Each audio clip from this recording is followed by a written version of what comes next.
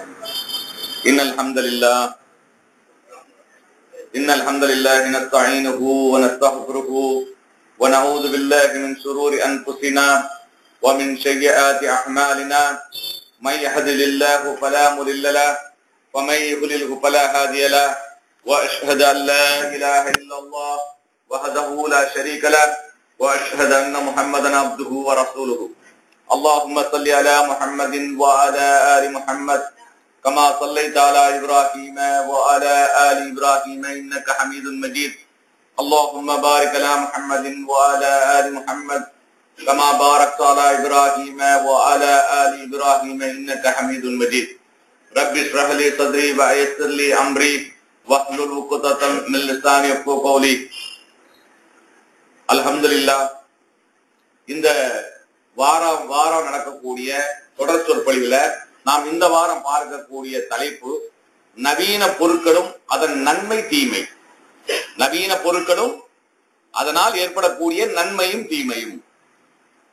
அதாவது ஒரு காலம் எப்படிப்பட்டதாக இருந்ததுன்னு சொன்னா, மக்கள் கடுமையாக உழைத்து எல்லாத்தையுமே பெறக்கூடிய நிலையில இருந்தாங்க.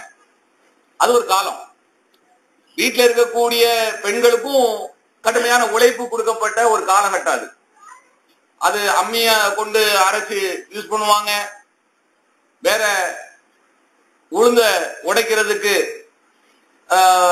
பெரிய உலக்கை வச்சு குத்துவாங்க. இப்படி பல பொருட்கள் தயார் பண்றதுக்கு பல விதத்துல வேலைகள் செய்தாங்க, உழைத்தாங்க, ஆரோக்கியமான ஒரு வாழ்க்கைய வாழ்ந்து கொண்டிருந்தாங்க.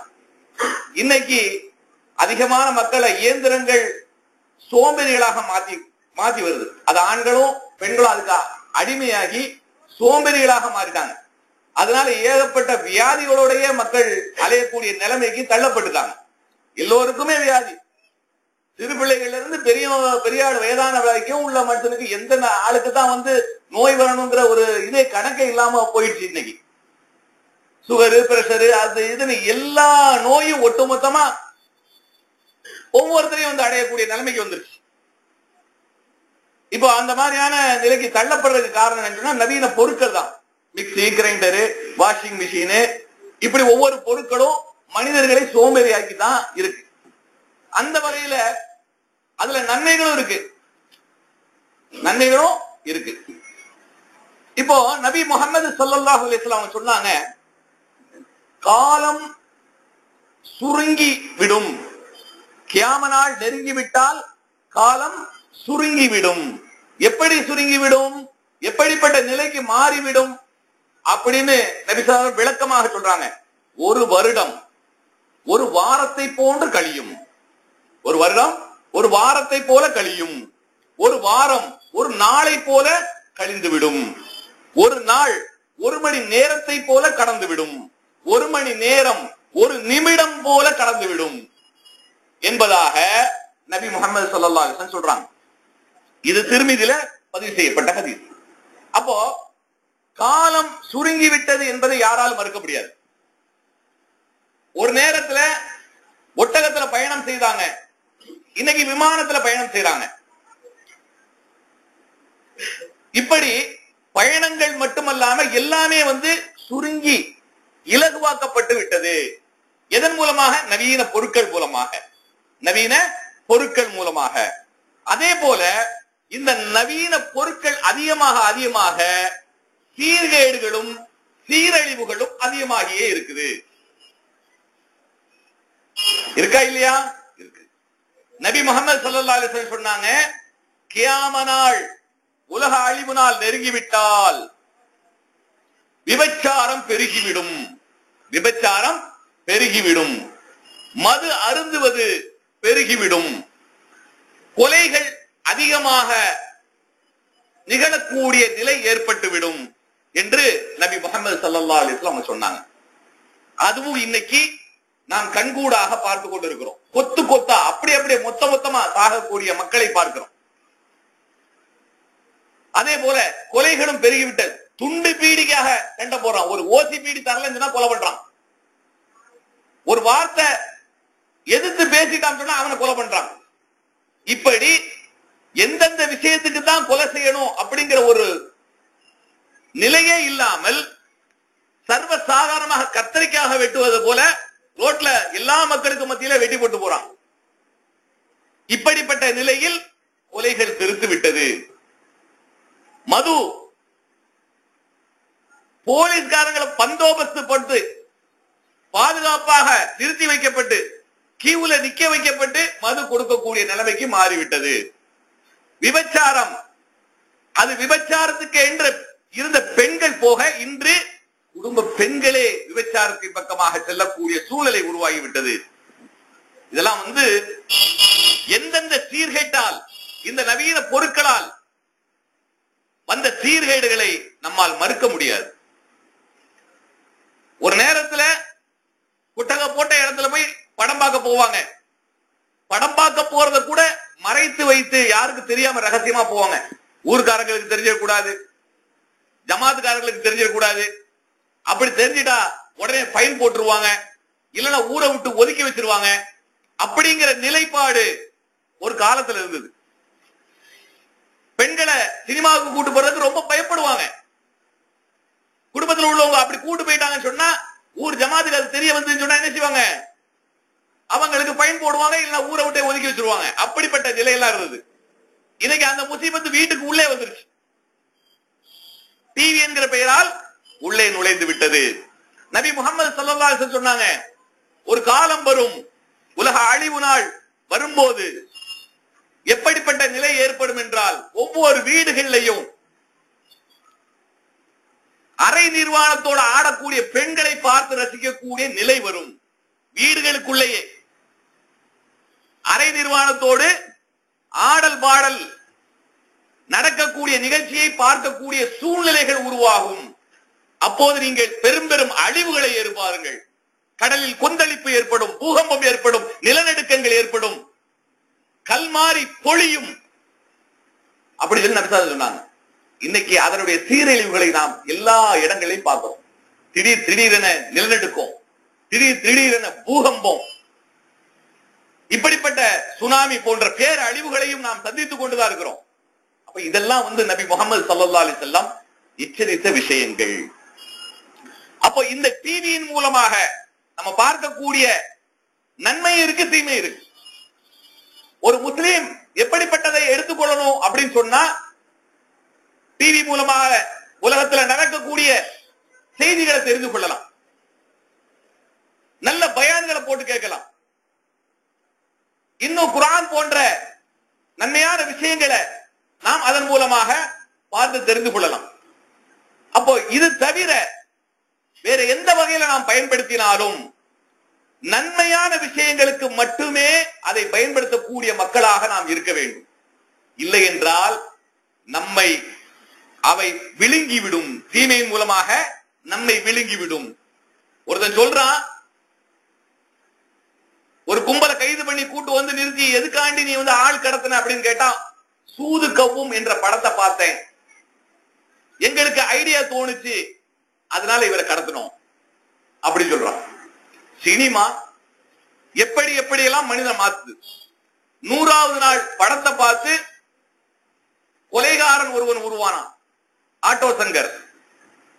இப்படி சினிமா என்கிற இந்த மாயை மனிதனை வழிகெடுத்து சீர்கேட்டின் பக்கம் கொண்டு செல்லக்கூடியதாக இருக்கிறது. நன்மையின் பக்கமாக கொண்டு வரக்கூடிய நிலையும் அதில் இருக்கிறது. நன்மையான விஷயங்களை மட்டுமே எடுத்துக்கொள்ளக்கூடிய மனநிலையில் நாம் இருப்போமானால், இதை பிரித்து அறிவதற்கு நமக்கு இறையச்சம் கண்டிப்பாக தேவை. இறையச்சம் இல்லாமல் அதை அணுகும் போது பாவத்தின் பக்கமாக, வழிகேட்டின் பக்கமாக, நாம் அழிவின் பக்கமாக அதில் சேர்ந்து விடுவோம். அதுல இருந்து நம்மளை காப்பாற்றிக் கொள்ளவே முடியாது. அப்ப இந்த அழிவில் இருந்து நம்மை காப்பாற்றிக் கொள்ள வேண்டும் என்றால் இறையச்சமும் ஈமானும் முழுமையாக நமக்கு எப்போதும் இருந்து கொண்டே இருக்கணும். இந்த நவீன பொருட்களை பயன்படுத்தும் போது நம்முடைய உள்ளத்தில் இறையச்சம் இருந்தால்தான் நம்மை நாம் காப்பாற்றிக் கொள்ள முடியும். இல்லை என்றால் நிச்சயமாக காப்பாற்றிக் கொள்ள முடியாது. மார்க்கத்தை நாம் விளங்கி வைத்திருக்கணும், மார்க்கத்தை சரியான முறையில் விளங்கி வைத்திருக்க வேண்டும். இப்ப டிவி ஒரு பக்கம் இருந்தாலும் அந்த டிவிக்கு அப்புறமா என்ன வந்துருச்சு? செல்போன் வந்துருச்சு. செல்போன் வந்ததுக்கு பிறகு அதை விட அட்வான்ஸா என்ன வந்துருச்சு? இன்டர்நெட் வந்துருச்சு. அதாவது ஒரு காலத்துல தகவல்களை பரிமாறிக் கொள்வதற்காக பறவையின் காலில் லெட்டர் எழுதி கெட்டி அனுப்புவாங்க. அந்த பறவை கொண்டு போய் யார்கிட்ட கொண்டு போய் சேர்க்கணுமோ சேர்க்கும். அங்க இருந்து பதில் கடிதம் வரும், அதை அவங்க வந்து பாத்துக்கிடுவாங்க. இது ஒரு காலம். அதுக்கப்புறம் அந்த காலம் போய் கடித போக்குவரத்து, தந்தி போக்குவரத்து, இப்படிப்பட்ட நிலை இருந்தது. அதுக்கப்புறம் எப்படி வந்துருச்சு? இப்போ செல்போன் மூலமாக பேசுவது, செல்போன் மூலமாக SMS அனுப்புவது இப்படி இருந்தது. இப்போ அதையும் தாண்டி இன்டர்நெட் மூலமாக கணப்பதில் கண் இமைக்கிற நேரத்தில் உலகத்தினுடைய செய்திகளை உடனுக்கு உடனே பரிமாறிக்கொள்ளக்கூடிய நிலை உள்ளங்கைக்குள்ள வந்துருச்சு. கண் இமைக்கிற நேரத்தில் தகவல்களை பரிமாறிக்கொள்ளக்கூடிய நிலை உள்ளங்கைக்குள் செல்போன் மூலமாக வந்துவிட்டது. அப்ப இப்படிப்பட்ட ஒரு அதிவேகமான, மிக வேகமாக வந்து நமக்கு செய்திகளை அள்ளி கொடுக்கக்கூடிய இந்த நவீன பொருட்களால் நமக்கு ஏற்படக்கூடிய நன்மை என்ன, நமக்கு ஏற்படக்கூடிய தீமை என்ன? நாம் பெரும்பாலும் இந்த இன்டர்நெட்டை எதற்காக நாம் பயன்படுத்துகிறோம்? செல்போனை நாம் எதற்காக பயன்படுத்திக் கொண்டிருக்கிறோம் என்பதை நாம் சிந்தித்து பார்க்க வேண்டும். பெரும்பாலான இளைஞர்கள், பெரும்பாலான பள்ளி சிறுவர்கள் எப்படிப்பட்ட நிலையில சீர்கெட்டு போய்கிட்டு இருக்காங்க தெரியுமா? 7வது வயசு, 7வது படிக்கக்கூடிய பெண் பிள்ளைகள் ஒரு பள்ளிக்கூடத்துல கடைசி பெஞ்சில உட்கார்ந்துகிட்டு 7 பிள்ளைகள் ஒரு செல்போனை வச்சு பார்த்துக்கிட்டு இருக்குதுங்க. டீச்சர் பாடம் நடத்திட்டு இருக்கிறாங்க. இந்த பிள்ளைங்க என்ன செய்து போய் கடைசியில் போய் டீச்சர் போய் பாக்குறாங்க, ஆபாச படத்தை பார்த்துட்டு இருக்கு. ஆபாச படத்தை பார்த்து ரசித்துக் கொண்டிருக்குதுங்க 7வது படிக்கக்கூடிய பெண் பிள்ளைகள். அந்த செல்போனை புடுங்கிக்கிட்டு அந்த டீச்சர் கொடுக்க மாட்டேங்கிறாங்க. அந்த டீச்சர் இந்த பிள்ளைங்க போய் மிரட்டுதுங்க, ஒழுங்கா மரியாதை செல்ல கொடுத்துரு, இல்ல அவனை சும்மா விட மாட்டான்னு டீச்சரை மிரட்டுதுங்க. எப்படிப்பட்ட கலாச்சார சீரழிவின் பக்கமாக கொண்டு சென்றிருக்கிறது இந்த சமுதாயத்தை. இந்த அழிவின் விளிம்பில் நாம் இருக்கிறோம் என்பதை நாம் உணராமல் இருந்துவிட்டால் நாமும் அழிந்து, நம்முடைய குடும்பமும் அழிந்து, இந்த உலகத்திலும் மறுமையிலும் இழிவான வேதனைக்கு உட்படுத்தக்கூடிய சூழ்நிலையில் தள்ளப்பட்டு விடுவோம். இந்த சிறுவர் சிறுமியர்கள் தான் இந்த மாதிரியான நிலை இருக்குதான்னு சொன்னா இல்ல. இது எங்க வரைக்கும் இருக்குன்னு சொன்னா எல்லா இடங்கள்லயும், ஆந்திராவில் நடந்த சட்டமன்ற இதுல அங்கே உட்கார்ந்து ஆபாச படம் பார்க்கறாங்க. இப்படிப்பட்ட நிலைமைகள் அது அடிமட்டத்திலிருந்து மேல்மட்டம் வரைக்கும் இப்படிப்பட்ட சீர்கேடின் பக்கமாக மனிதர்கள், ஆண்களும் பெண்களும் முழுக்க முழுக்க அதிலே வீழ்ந்து கிடக்கக்கூடிய நிலைமை உருவாயிருக்கு. இன்டர்நெட்ல நன்மையான விஷயங்கள் இருக்கு. குர்ஆன நாம் எவ்வளவு வேணாலும், எந்த வசனத்தை வேணாலும் உடனுக்குடனே எடுக்கலாம். ஹதீஸ்களை என்னென்ன தலைப்புகள்ல என்னென்ன விஷயங்கள் வேணுமோ உடனே எடுக்கலாம். பயான்களை என்னென்ன பயான்கள் வேணுமோ அவ்வளவும் டவுன்லோட் பண்ணி கேட்கலாம். இப்படி நன்மையான விஷயங்களுக்கு பயன்படுத்தக்கூடிய இந்த இன்டர்நெட் அதைவிட அதிகமாக தீமைகளுக்கு பயன்படுத்தப்பட்டுக் கொண்டிருக்கின்றன. இதுதான் இன்றைய நிலைமையில உள்ள விஷயம். அப்போ நம்மை நாம் இப்படி பாதுகாத்துக் கொள்ளவில்லை என்றால், இறைச்சத்தின் மூலமாக, ஈமானின் மூலமாக இந்த நவீன சீரழிவுகளிலிருந்து நம்மை பாதுகாத்துக் கொள்ளவில்லை என்றால் என்னென்ன நடக்கும், என்னென்ன நடந்து கொண்டிருக்கு அப்படிங்கறத நாம தெரிந்து கொள்ளணும். சர்வசாதாரணமாக கள்ள தொடர்புகள் ஏற்படுகிறது. சர்வசாதாரணமாக கள்ள தொடர்புகள் ஏற்படுது. இந்த செல்போன் மூலமாக சும்மா எதாச்சமா ஏதாவது நம்பரை போடுறது, எவ்வளவு ஒரு பொம்பளை போன் எடுத்தா போதும், அவள்கிட்ட அப்படி கொஞ்சி குலாவி பேசி அவளோட பழக்கத்தை ஏற்படுத்தி அவளோட விபச்சாரத்து வரைக்கும் கொண்டு சென்றது. இதுக்காகவே ஒரு வழிகட்ட கூட்டம் அலைந்து கொண்டிருக்கிறது. யாரை மயக்கலாம், யாரிடம் பேசி மயக்கலாம், யாரை இந்த தீமையான வழிகளில் இழுக்கலாம் என்பதற்காகவே ஒரு கூட்டம் திரிந்து கொண்டிருக்கிறது. அப்ப இந்த சீர்கேட்டின் பக்கமாக செல்லக்கூடிய சூழ்நிலை மிக வேகமாக பரவி கொண்டிருக்கு. இன்றைய காலத்துல வேகமாக பரவி கொண்டிருக்கிறது.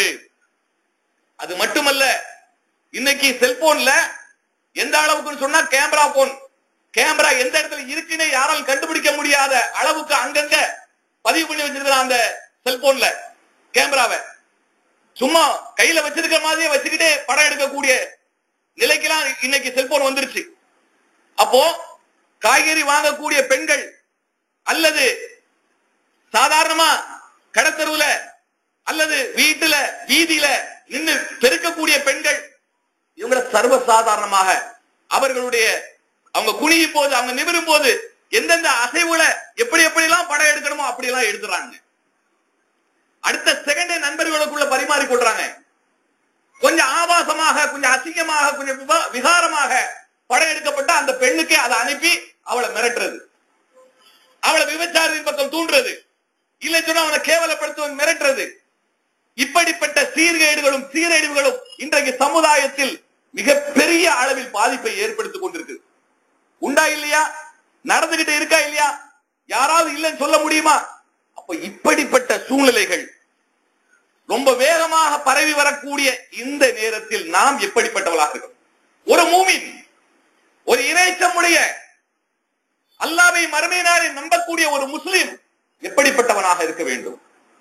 அல்லாஹ் ரப்புல் ஆலமீன் அல்லாஹ்வை நம்பிக்கை கொண்ட ஒவ்வொரு நம்பிக்கையாளருக்கும் உபதேசம் செய்கிறான். எப்படி சொல்லுகிறான் தெரியுமா?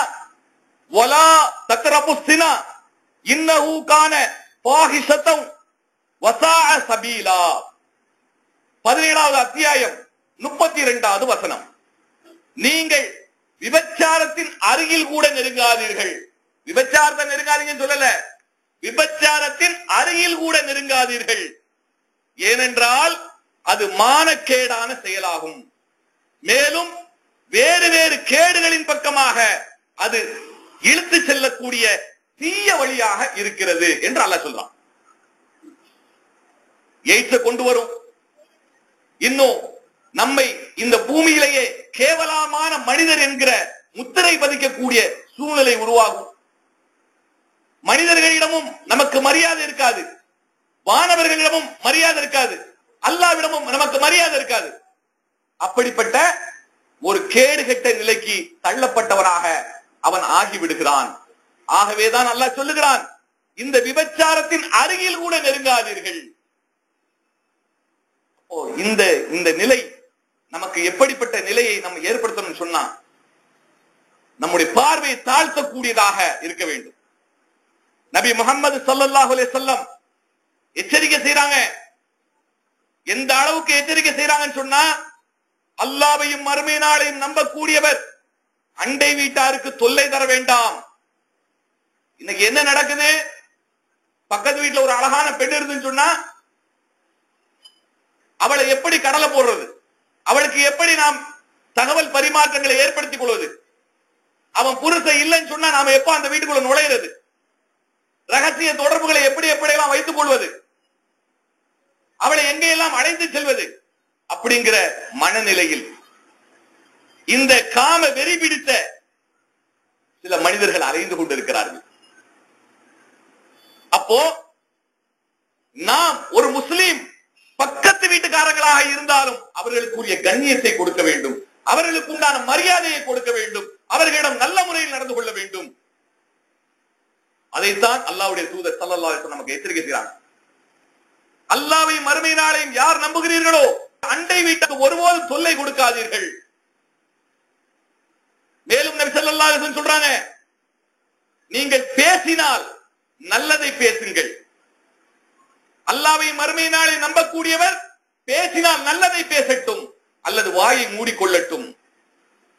புகாரில 6136வது ஹதீஸாக இது வருது. இன்னைக்கு என்ன மாதிரியான நிலைமை தெரியுமா? காலையில கண்ணை முழிச்ச உடனே செல்போனை காதுல வைக்கிறான், நைட்டு தூங்குற வரைக்கும் பேசிக்கிட்டே இருக்கிறான், அப்படி சப்போஸ் தூங்கும் போது யாராவது போட்டாங்கன்னா விடிகிற வரைக்கும் பேசுறான். அப்ப 24 மணி நேரமும் செல்போனோட ஒருத்தன் தன்னுடைய நேரத்தை பொழுதை கழித்து கொண்டிருக்கிறான்னு சொன்னா அவன் என்ன பேசுவான்? நன்மையான விஷயங்களா பேசிக்கிட்டு இருப்பான். அல்லாஹ் நம்மை பாதுகாக்க வேண்டும். மிகப்பெரிய வழிகேட்ல மனிதர்கள் ஒரு கூட்டம் போய்கொண்டே இருக்கிறாங்க. மனிதர்கள் ஒரு கூட்டம் கண்ணை மூடிக்கொண்டு விபச்சாரத்தில் விழுந்து கொண்டிருக்கிறார்கள். பாவங்களிலும் அநியாய அக்கிரமங்களிலும் தானாகவே குழி தோண்டி அதன் உள்ளே இறங்கிக் கொண்டிருக்கிறார்கள். பாவத்தை சம்பாதித்துக் கொண்டிருக்கிறார்கள். அவர்களைப் போல ஒரு இறை விசுவாசி, அல்லாஹ்வை நம்பிக்கை கொண்டவன் ஒருபோதும் ஆகிவிடக் கூடாது.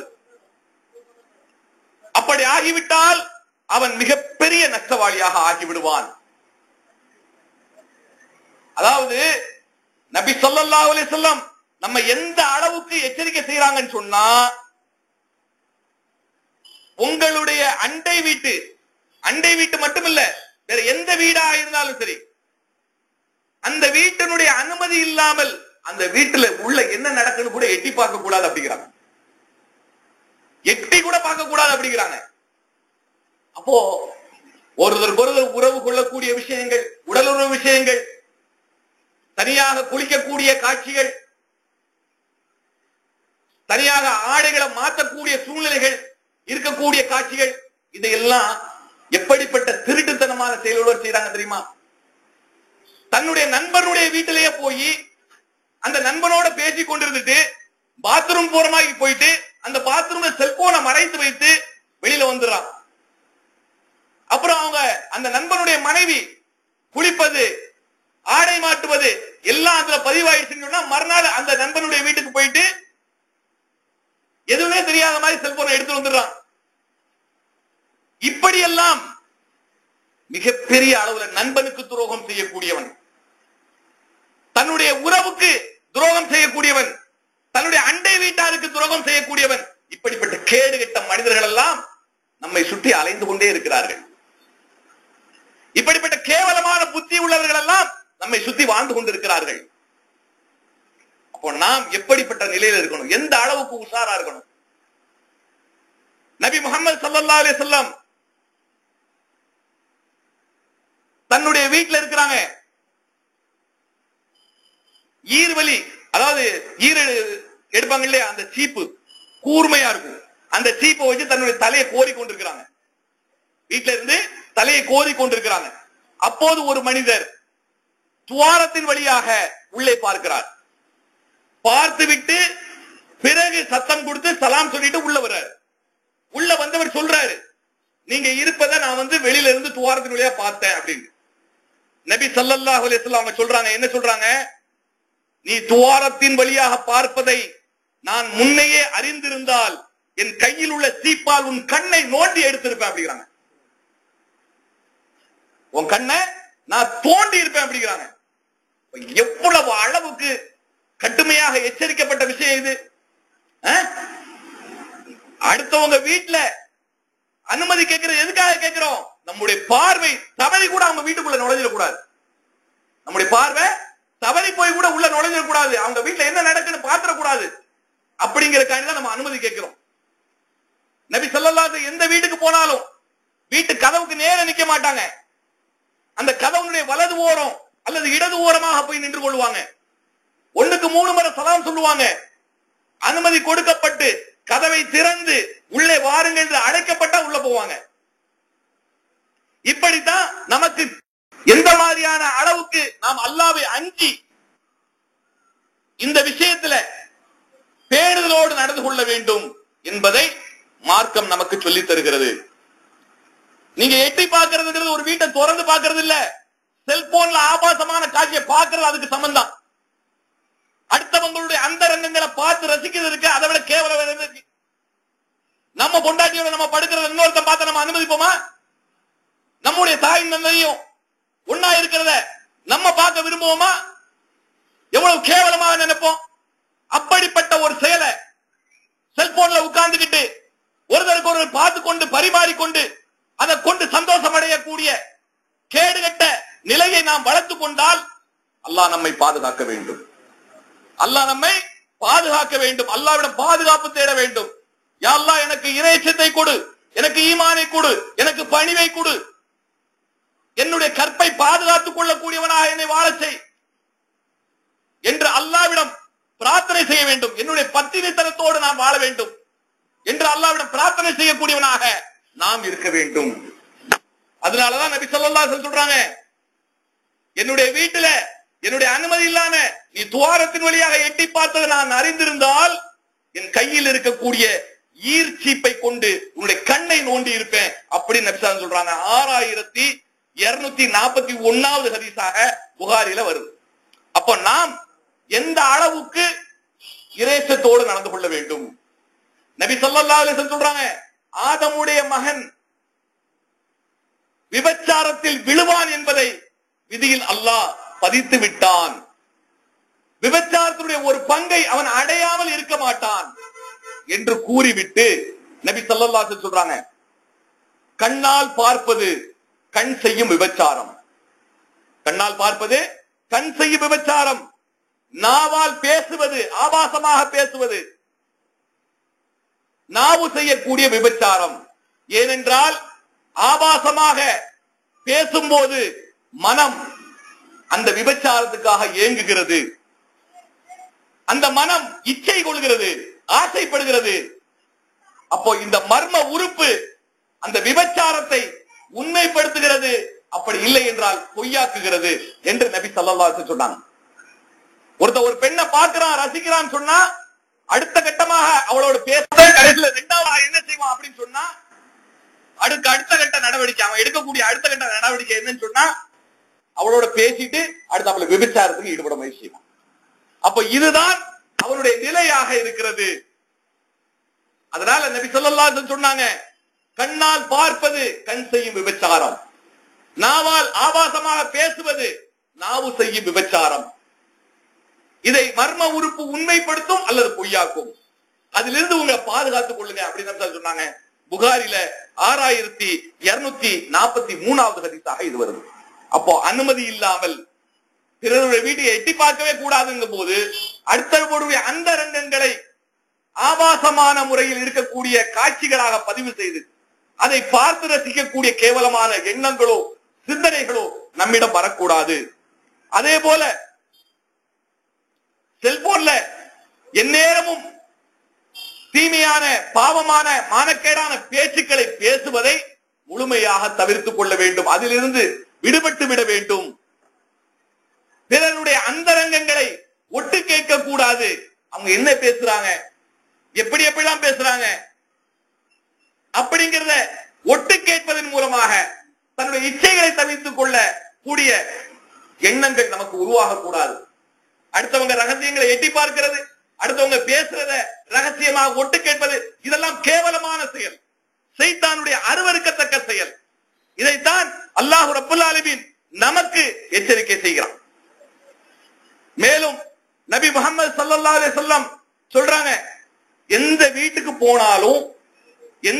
போனாலும் கதவை தட்டி சலாம் சொல்லணும். அவங்க யாருன்னு கேட்டா வெளியில இருந்து அவருடைய பேரை சொல்லி பதில் சொல்லணும். ஒரு தடவை ஜாபிர் ரலியல்லாஹு அன்ஹு வர்றாங்க, நபி ஸல்லல்லாஹு அலைஹி வஸல்லம் வீட்டை தட்டுறாங்க, சலாம் சொல்றாங்க. நபி உள்ள இருந்து கேக்குறாங்க, யார் அதுன்னு கேக்குறாங்க. நான் தான் அப்படிங்கிறாரு. நான் தானா, என்னப்பா உன் பேரை சொல்லும் போது அப்படிங்கிறாங்க. நான் தானே, என்ன எப்படி எனக்கு தெரியும் அப்படின்னு. இன்னைக்கு சில பேர் போன போட்டு எனக்கு என்ன தெரியலையா, நான் தானே பேசுறேன், அட என்ன எவ்வளவு பழகிறோம், என் குரலை வச்சு அவங்களா கண்டுபிடிக்கல. கிறுக்குத்தனமாக இப்படி எல்லாம் பேசக்கூடாது, இப்படி முட்டாள்தனமாக பேசக்கூடாது. நபி ஸல்லல்லாஹு என்ன சொல்றாங்க, யாராவது கேட்டா பதில் சொல்லு, உன் பேரை சொல்லு, உனக்குன்னு ஒரு பேர் இருக்குது, உனக்கு அதுதான் இனிஷியல், அதை சொல்லு முதல்ல, உன்னுடைய அடையாளம் அதுதான். நாளை மறுமையில இன்னாருடைய மகன் இன்னாரன்னு சொல்லி அல்லாஹ் அழைப்பான், அந்த பேர் சொல்லி தான் அழைப்பான். அப்ப அந்த பேரை நாம் கூற வேண்டும். இதை நபி ஸல்லல்லாஹு அலைஹி வஸல்லம் அறிவிக்கிறாங்க. புகாரில 6250வது ஹதீஸாக வருது. அதே சமயத்துல தீமையான பேச்சுக்களை பேசுவதற்கும் மானக்கேடான செயல்களை செய்வதற்கும் வெட்கக்கேடான காரியங்களில் ஈடுபடுவதற்கும் முதல்ல வெட்கப்படணும். வெட்கம் இருக்குது, வெட்கம் நன்மையை தவிர வேறு எதையும் கொண்டு வராது என்று நபி ஸல்லல்லாஹு அலைஹி வஸல்லம் சொல்றாங்க. புகாரில 6117வது ஹதீஸாக வருது. வெட்கம் என்பது நன்மையை தவிர வேறு எதையும் கொண்டு வராது. ஆகவே வெட்கப்படுங்க அப்படிங்கிறாங்க. எதுக்கு வெட்கப்படணும்?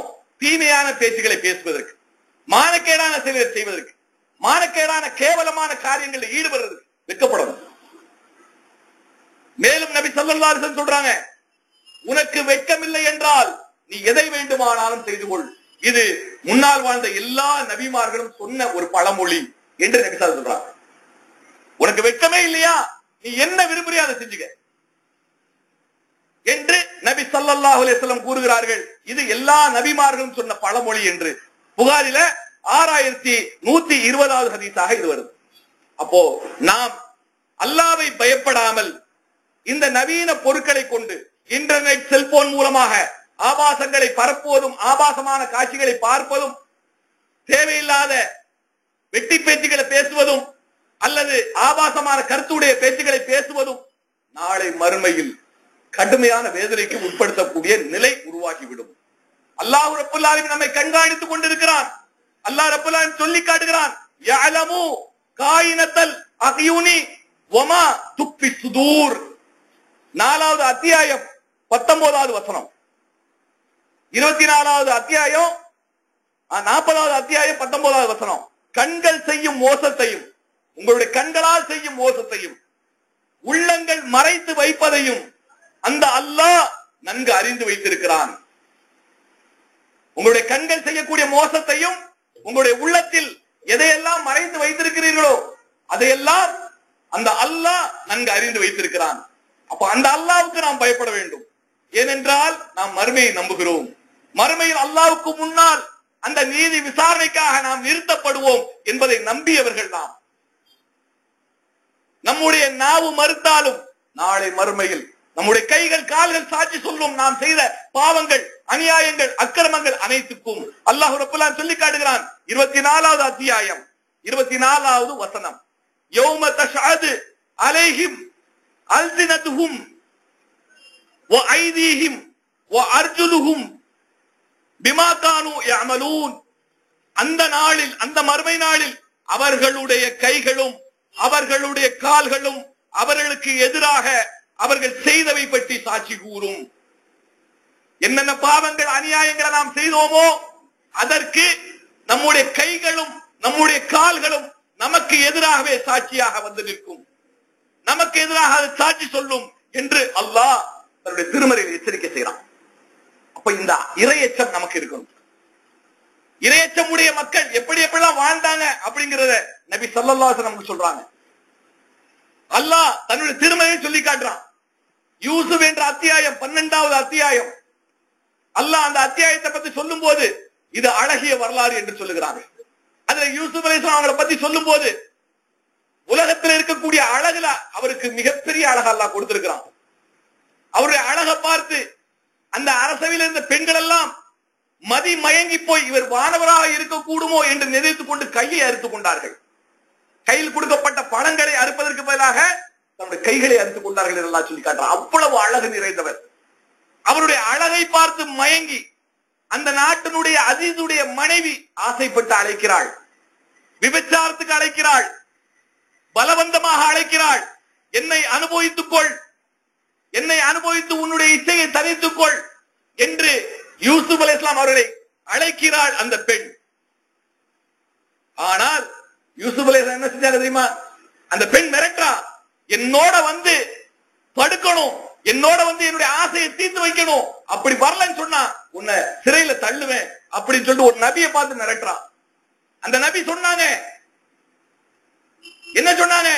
நான் விபச்சாரம் செய்வதை விட, உன் கணவனுக்கு துரோகம் செய்வதை விட நான் சிறைக்கு செல்வது மேல் அப்படின்னு சொன்னாங்க. நான் சிறைக்கு செல்வது அது எனக்கு ரொம்ப மேலானது அப்படின்னு சொன்னாங்க.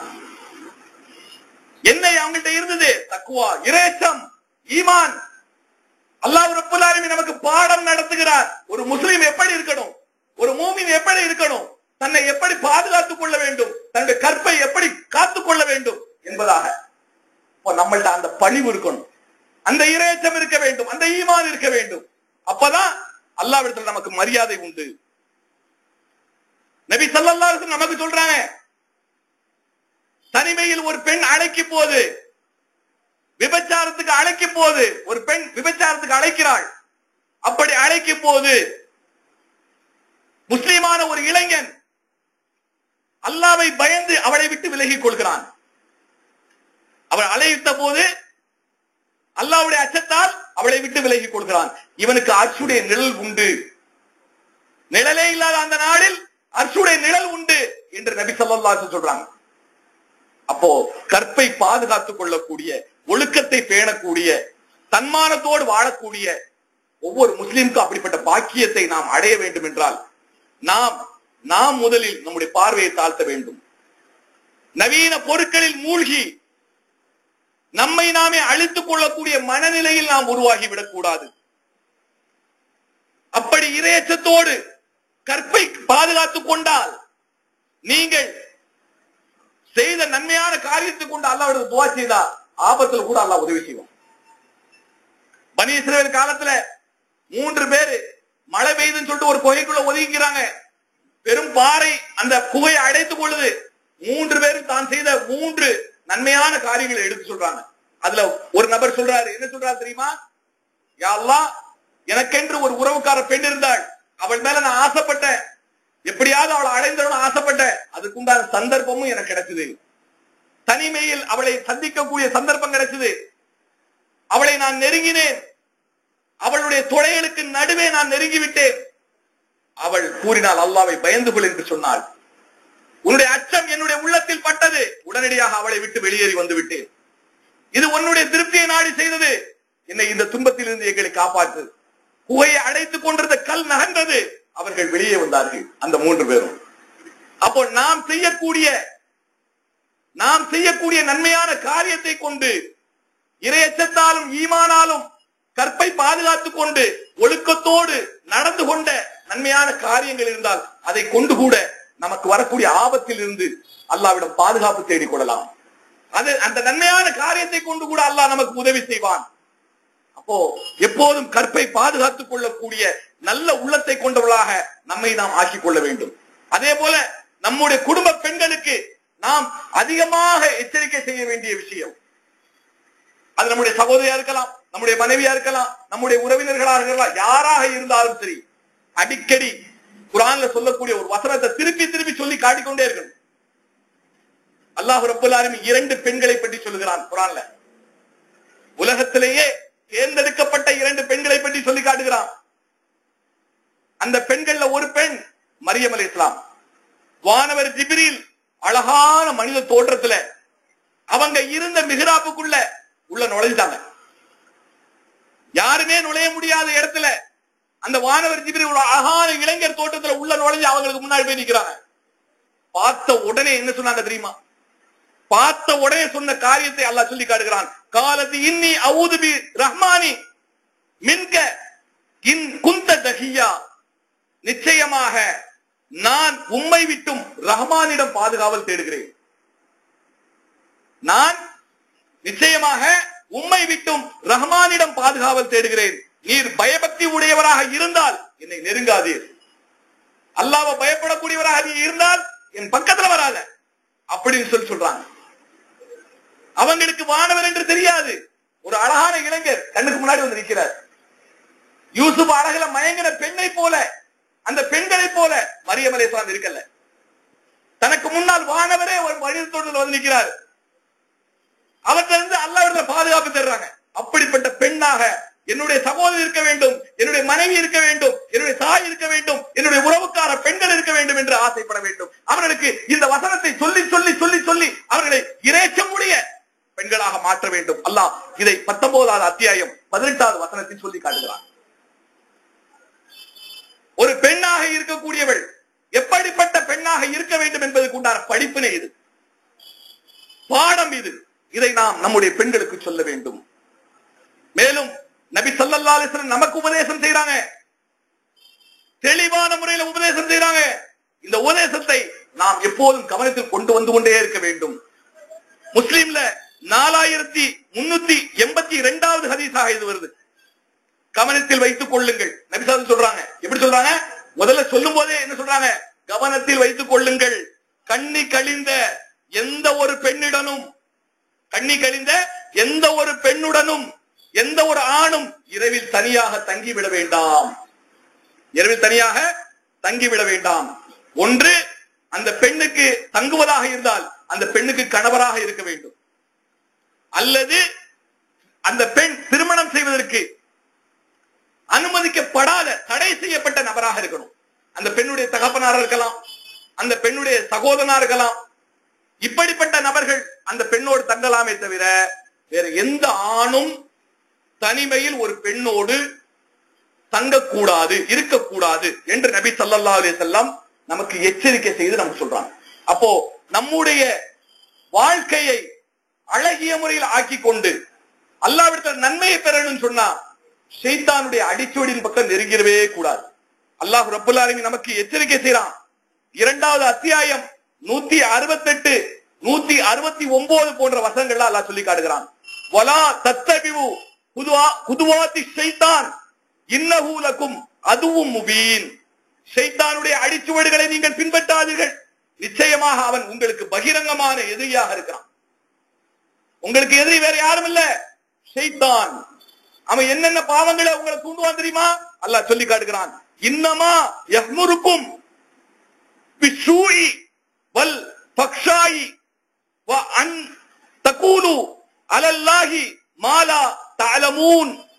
நிச்சயமாக அந்த ஷைத்தான் தீயவற்றையும் மானக்கேடானவற்றை செய்யும்படியும் அல்லாஹ்வை பற்றி நீங்கள் அறியாததை எல்லாம் கூற வேண்டும் என்று உங்களுக்கு ஏவிக்கொண்டே இருப்பான். என்னென்ன செய்வான்? அவன் உங்களுக்கு தீமையான காரியங்களை செய்ய தூண்டுவான், மானக்கேடான செயல்களை செய்ய தூண்டுவான். அல்லாஹ்வை பற்றி நீங்கள் எதையெல்லாம் அறிந்து வைக்காமல் இருக்கிறீர்களோ அதையெல்லாம் உங்களுக்கு செய்ய தூண்டுவான். இதுதான் ஷைத்தானுடைய வேலை. அப்போ நமக்கு மானக்கேடான எண்ணமோ தீமையான எண்ணமோ நம்முடைய உள்ளத்துல உருவாகுது, வருதுன்னு சொன்னா அது யார் மூலமா வருது? ஷைத்தான் மூலமாக வருகிறது. இந்த ஷைத்தானை நம்மை விட்டு விரட்டி அடிக்க வேண்டும், அவரை நெருங்க விடாமல் தடுக்க வேண்டும். அப்படி தடுத்தால்தான் நம்மை நாம் காத்துக்கொள்ள முடியும். ஏனென்றால் இன்று வரக்கூடிய நவீன பொருட்கள் எல்லாம் நம்மை நன்மையின் பக்கமாக கொண்டு சேர்க்கக்கூடிய நவீன பொருட்கள் அல்ல, பாவத்தையும் வக்கரமான செயல்களையும் தூண்டக்கூடிய நிலையில் தான் இருக்கிறது. அதனால பாதிக்கப்படுறது தனி நபர் மட்டுமல்ல, ஒரு மனிதன் மட்டும் பாதிக்கப்படுவ போவதில்லை. தகப்பன் ஒரு நாள் ஆபாசமான காட்சியை பார்த்து கொண்டிருந்தா அந்த செல்போனை வச்சிட்டு அந்த பக்கம் நவண்டா அவனுடைய பிள்ளை அதை பார்த்து கொண்டிருக்கும். அந்த பிள்ளை பார்த்துட்டு வச்சுட்டு போனா அடுத்தாப்புல அந்த பிள்ளையுடைய தாய் அதை பார்த்து கொண்டிருக்கும். அந்த தாய் அவள் பார்த்து விட்டு வச்சுட்டு போனா அதுக்கப்புறம் அந்த வீட்டில் இருக்கக்கூடிய குழந்தைகள் அதை பார்த்து ரசிக்கும். இப்படித்தான் இந்த சமுதாயம் ஒட்டுமொத்தமாக சீர்கேட்டிலும் மானக்கேட்டிலும் வழிகேட்டிலும் சென்று கொண்டிருக்கிறது. ஒரு முஸ்லிம், ஒரு மூமின் தன்னுடைய குடும்பத்தை பாதுகாத்துக் கொள்வதற்கு இந்த குர்ஆனையும் ஹதீஸையும் தன்னுடைய வாழ்க்கையில் கொண்டு வரவில்லை என்றால் அவனும் அந்த கூட்டத்தில் சேர்ந்து விடுவான். ஷைத்தானுடைய தோழனாக, ஷைத்தானுடைய நண்பனாக மாறிவிடக்கூடிய சூழ்நிலை உருவாகிவிடும். ஆகவே நம்முடைய ஈமானை பாதுகாத்துக் கொள்வோம், நாம் இறைச்சத்தோடு வாழ்வதற்கு உண்டான வழியை வகுத்துக் கொள்வோம். இந்த நவீன பொருட்களால் ஏற்படக்கூடிய நன்மையான விஷயங்களை மட்டும் இறைச்சத்தோடு நாம் எடுத்துக்கொண்டு பாவமான தீமையான மானக்கேடான எல்லா செயல்களை விட்டும் நம்மை நாம் தவிர்த்துக் கொள்வோம். பெரும்பாலும் செல்போன்ல பேசக்கூடிய விஷயங்கள் எதுவாக இருந்தாலும் நன்மையான விஷயங்களை பேசுங்க. ஏனென்றால் நபி ஸல்லல்லாஹு அலைஹி வஸல்லம் சொல்றாங்க, ஒரு வார்த்தை ஒருவனை அறியாமல் கூட பேசி விடுகிறான். அவன் பேசிய ஒரே ஒரு வார்த்தையின் காரணமாக வானத்துக்கும் பூமிக்கும் இடையில் உள்ள நரகத்தில் தூக்கி எறியப்படுகிறான். வார்த்தை, இந்த நாவு இருக்குதே, நாவு செய்யக்கூடிய அறிவுடையின் பெரும்பாலான பாவங்கள் நாவு செய்யக்கூடிய அறுவடையின் மூலமாக நரகத்துக்கு இழுத்து செல்லப்படுகிறது என்று நபி ஸல்லல்லாஹு அலைஹி வஸல்லம் சொன்னாங்க. அதனாலதான் நபி ஸல்லல்லாஹு அலைஹி வஸல்லம் சொன்னாங்க, மூமின்களே, அல்லாஹ்வையும் மறுமை நாளை நம்பக்கூடியவர்களே, பேசினால் நன்மையான விஷயங்களை பேசுங்க, அப்படி இல்லைன்னு சொன்னா மௌனமாக இருங்க, அது உங்களுக்கு நல்லது அப்படின்னு சொன்னாங்க. ஆகவே நாம் வாழக்கூடிய இந்த காலகட்டம் மிக மோசமான ஒரு காலகட்டம். நன்மைக்கு பதிலாக பாவத்தை சம்பாதித்து எரி நரகத்தின் பக்கமாக இழுத்து செல்லக்கூடிய சூழ்நிலைகள் அதிகமாக உள்ள காலகட்டம்.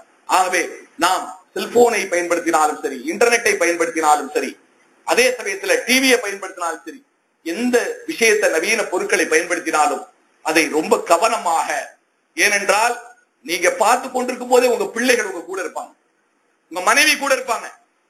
அப்படிப்பட்ட நிலையில தான் நீங்க குடும்பத்தோட உட்கார்ந்து ஒரு விஷயத்தை பாக்குறீங்க.